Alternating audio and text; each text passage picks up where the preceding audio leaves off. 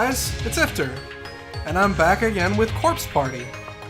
Last time we kind of looked around to see how to get a different ending than we got, and ended with Naomi and Seiko getting into a big fight. And we split up, like, you know, you always are supposed to do in these horror situations. And now we're Seiko. I told everyone I'd go with them, so why have I been left behind? Oh.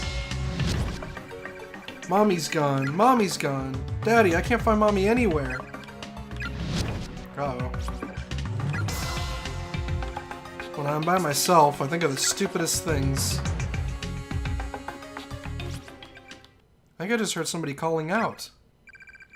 Follow the voice? Sure.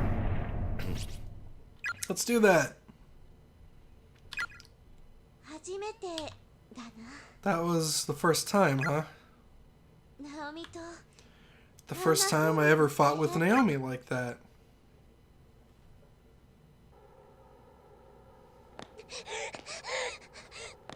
Uh-oh.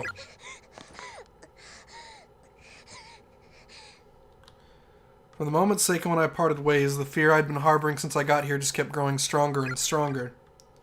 I felt like something else was in my head, like I was under some alien influence. In my mentally distraught state, I ran all through the building, frantically searching for Seiko. I just kept calling her name over and over. When I finally came back to... Oh, no. Oh.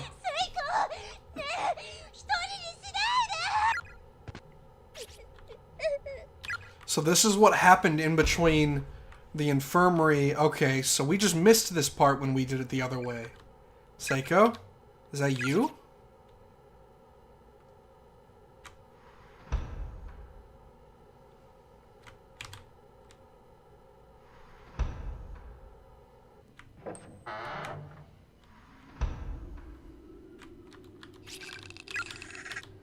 Someone's definitely in there. Okay, and this is where it's Seiko. Alright, why? No, no. Naomi.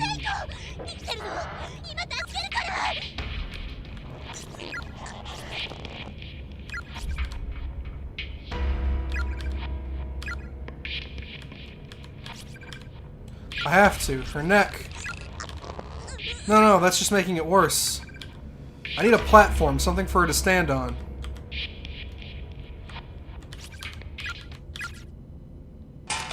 Okay. Filthy bucket. But she dies here! Seiko, I'm right here. She's dead.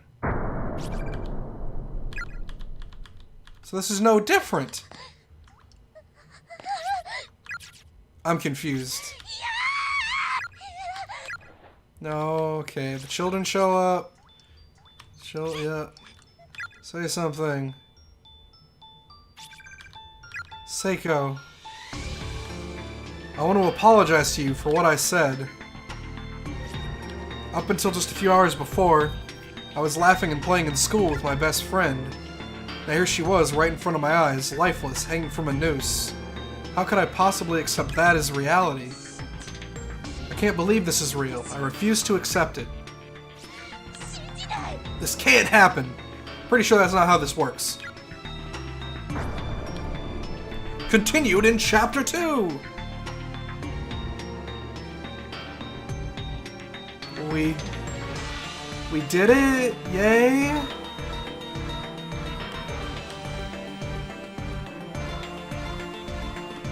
Well, since we're still going to be playing, I'm going to skip past the credits. And I'll rejoin you guys in Chapter 2, or unless there's something more here. Extra, Chapter 1. A Gentleman's Errand is now available for play. That's got a couple achievements. Alright, so we got a new extra. I think I'm going to save these for the end. I didn't even know those were a thing. But I think I'm going to save those for the end. And as you can see there, we have, yes, Done all 3 endings for Chapter 1. Let's jump into Chapter 2. View the Chapter 2 opening. Yes?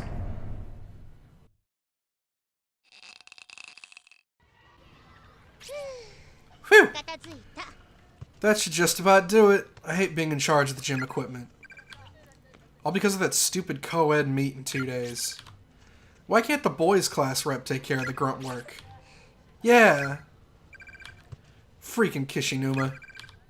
Doesn't he know what a delicate flower I am? Most I've ever had to lift before was chopsticks, and he expects me to lug around a damn pommel horse. Wah. Naomi, that is one pretty sight. Huh? What is? That booty you got. What? Yours is way cuter. Mine's all plump like a duck's. What are you saying? You got what they call... Oh, really? Is this really happening right now? You got what they call childbearing hips. It's a good thing. It means when you get older, you can pump out all the babies you want with the greatest of ease. Oh my god. I'm actually kind of happy to hear you say that. You do have a certain motherly quality to you, Naomi. It's no wonder you're so good with kids. But of course, I'm hoping to raise 4 children Why specifically 4? Sounds like you'll be making some lucky guy real happy. Hmm?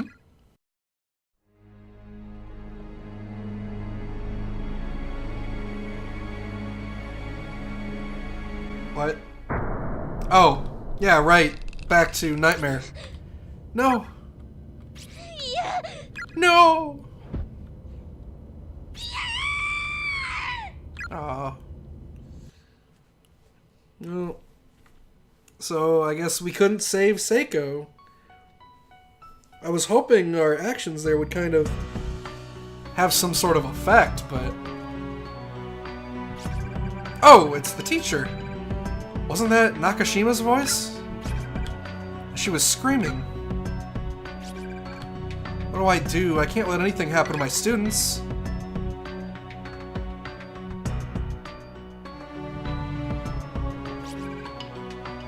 Poor Ayumi. What's wrong with her? Shinozaki, it's alright. Please calm down. But you heard it too, outside. Her voice. I did. I think she's hyperventilating. I need to try to calm her breathing before she passes out. It probably wasn't a real voice. I'm sure it just sounded like one. Maybe it was the building settling. I'll go check it out, though, and see if I can figure out what it was for sure. You two stay here. Oh, you two stay right here, okay? Miss Shishido, wait! Don't leave us! Shinozaki. It's okay, Teach. I'll keep an eye on Shinozaki. Okay. Or, better yet, how about I go take a look and you wait here? Not a chance. Not until I can verify everyone's safety. I want to keep you two out of harm's way. Well, okay, I guess. Be careful, though. No! Look, she'll be fine. Jeez. I'm counting on you, Kishinuma. I'll be back in no time. No problem. I'm actually scared. My legs are even shaking. I have no idea what's going on. My head is spinning. I can't make sense of anything. My chest hurts like my heart is encased in ice. And I can't shake this dizziness or this nausea. But when I think about the possibility of something horrible happening to my dear students, I can feel a newfound energy welling up from within me. I feel like if nothing else, I can at least play the part of the level-headed adult. Valor, thy name is education. So instead of going off where the game is telling us to go, we go take a peek around. There's a strange yellow fluid congealing inside the rusted bucket. Oh wow, that floor is completely gone.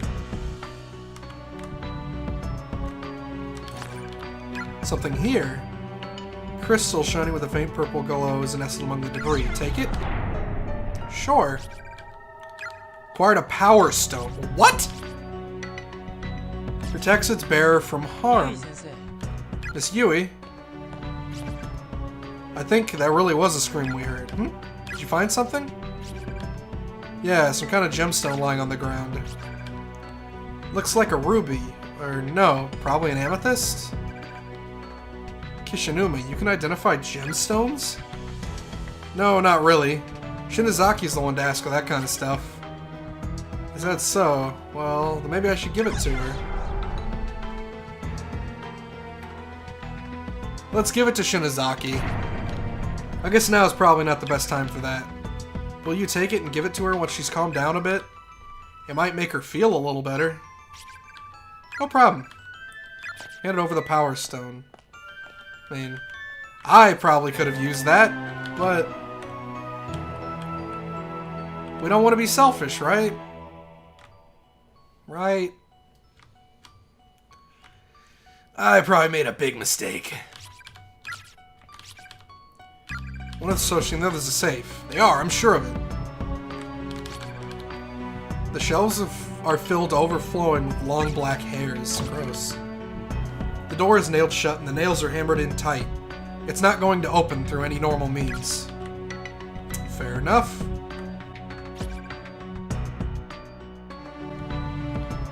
Due to the recent kidnappings, caution is highly recommended during all daily activities. Yeah, same thing about the students being taken.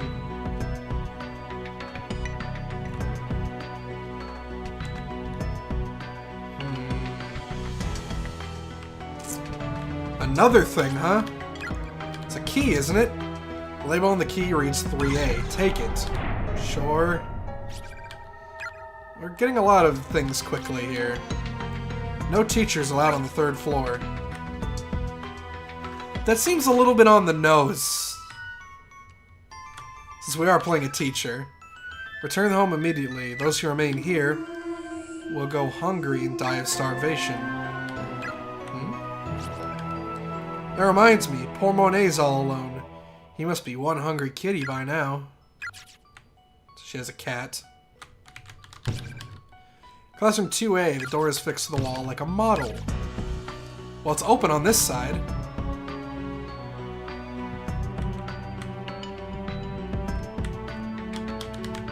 Okay.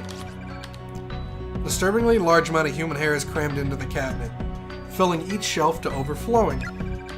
Looking closely, there are an excessive number of bugs excitedly scampering all over. So this is the one where there were dead bugs lined up in Naomi's path. But now they're all crawling and there's a lot of hair. The sight alone is enough to make your skin crawl. Breaking news. Serial kidnapping ends in murder. Over the past month, numerous children have gone missing within the town, and authorities quickly turned to kidnapping as the most likely explanation. Now investigators have located the whereabouts of these children, and their findings are far worse than anyone could have anticipated. The bodies of the absconded youths were discovered within the Heavenly Host Elementary School building on September 18th, 1973 at around 7 p.m. Authorities further revealed that a male instructor from the school was found with them, alive but near catatonic, holding a pair of bloodied scissors. Oh, that was the one. Okay. We've seen this before. Bottom half is nowhere to be found. I heard something about this once before, but I never realized just how horrific an incident it really was. Huh? Why did that open? What the hell? Okay. 3A. So, okay, we had to get the key. There would have been no way past without it. This was where... Oh. Well, if it isn't the teacher... Well, if it isn't the teacher, you all by yourself? Decided to stop shaking and shivering with the other two back in 1A, did you? I'll have you know I heard one of my students screaming and have set out to find her. I see. Regrettably, as I keep telling people, that won't be possible. The school exists in a nexus where multiple dimensions overlap. It's but a single closed space in a sea of closed spaces. In other words, Even though you may be in the same school as your screaming student, you and she occupy different dimensions, which means you two can never meet. If one of you should die, perhaps your body or your spirit may move from one space to another, or maybe you can find some means of traversing the planes freely as they do. Consider this fair warning. Even if you should find the exact spot from which your student's scream emanated, she herself may not be there. And if she isn't, there's not a thing you can do about it. But I heard her voice. It is true that other children who have been brought here quite recently, children who by all appearances are indeed your students. But as I suggested, time and space do not behave as you'd assume here. They're fragmented. You say you heard a scream. That scream may have taken place only a few minutes ago, or perhaps it occurred in another space many hours previous. It may even have been an echo from the future. Who's to say? Ugh. With this phenomenon as it is, it's entirely possible for two close spaces to have some small influence on one another, even when out of sync. It doesn't matter. I can't just ignore that agonizing scream and go on my merry way. Step aside. That was probably not a good idea. Probably not a good idea. But, you know, you're you. The shelves are filled with just about every variety of cutting implement. Kitchen knives, surgical tools, chisels, etc. all appear unusually sharp. With so many metal tools in one place, this cabinet must be exceptionally heavy. Why would that be important to know? That's red. Step aside? Why don't you fuck off, you damned corporeal? Uh-oh. An earth... Oh, no! No, no, no! Move! Move! Move! Move! Oh, God.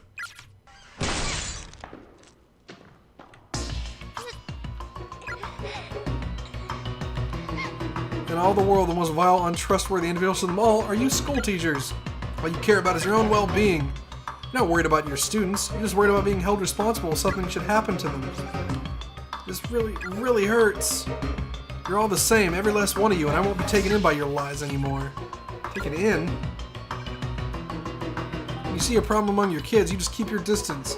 Because you sure wouldn't want to get involved, have to keep appearances right. You just pick out the problem children and chip away at them little by little until they either drop out or get expelled. You're not disciplining them, you're just raging at them. That's not... I've never met a teacher who actually cared about her students, not once. You're wrong. All of your students are destined to starve to death in these godforsaken halls. If they don't succumb to depression and kill themselves first. There's no other possible outcome. They'll all die meaningless deaths, just like I did. And they sure won't be thinking about you when they take their final breaths. Eep! Any last words, bitch? I'll tell them to your students as I end their miserable lives. Spare... Ha ha ha ha. Come again? Spare my students. What was that? Please, I don't care what happened to me. Just please spare their lives. They're not your children. You're not their mother. Are you really still pretending to care about them? Filthy liar. Did you know when you die in this cursed place, you experience the pain you felt at the moment of your death for all eternity? I'm going to crush you to dust. The pain must be unbearable, unimaginable. And you're going to feel that pain every moment of every day, forevermore. Ask me to spare you. It's what you really want, isn't it? Be honest with me. And I'll consider sparing your life. Don't you harm a hair on their heads, you hear me? You one stubborn little bitch.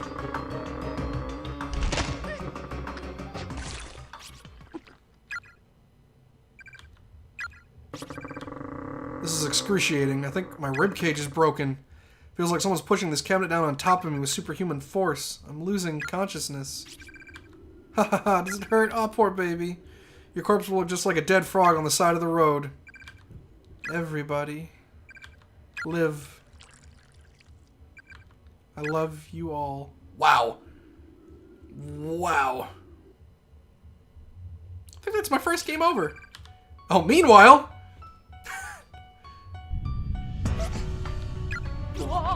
Whoa! Another earthquake!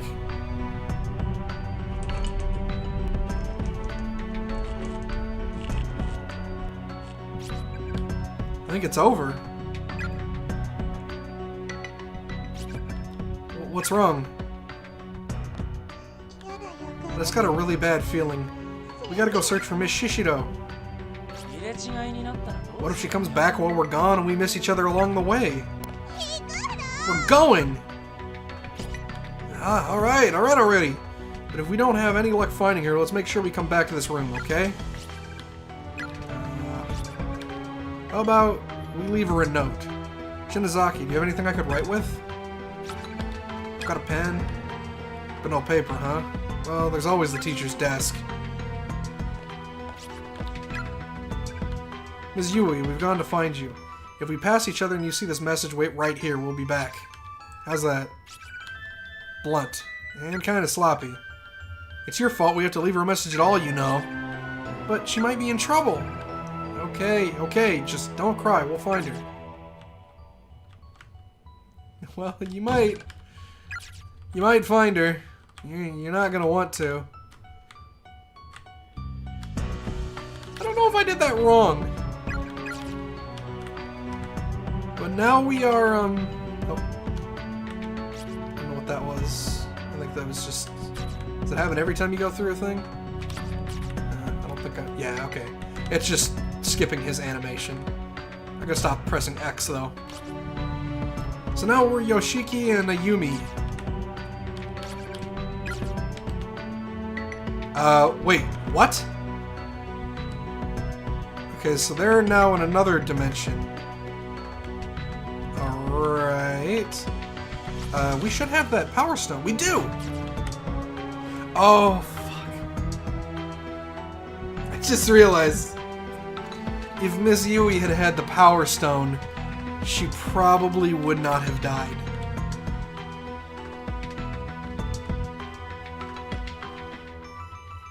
Butts. Okay. Well, Miss Yui's up north. Well, I mean, if she's anywhere, she is up. Okay. So this is a completely different school. We're gonna go south.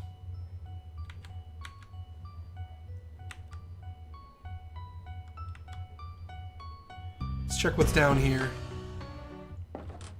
What? What's up? I just had a brainstorm. Class rep Shinozaki's famous Scary Time candles. There's not a student in 2-9 who isn't intimately familiar with them, right? You kidding? There's not a student in our grade who hasn't seen them at least once. People call you the horror rep of Kisaragi for a reason. So how about we light some candles like this all throughout the school building? Oh god, so this one's the one that originally happens according to the timeline with Naomi. They'll be like signal flares for Mochida and the others.